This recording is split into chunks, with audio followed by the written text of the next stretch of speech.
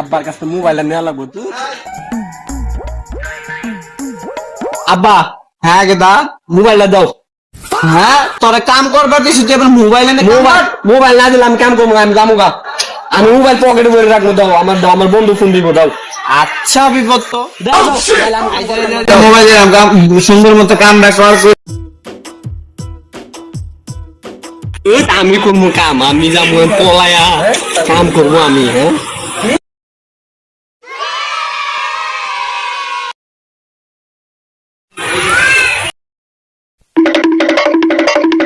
A few moments later.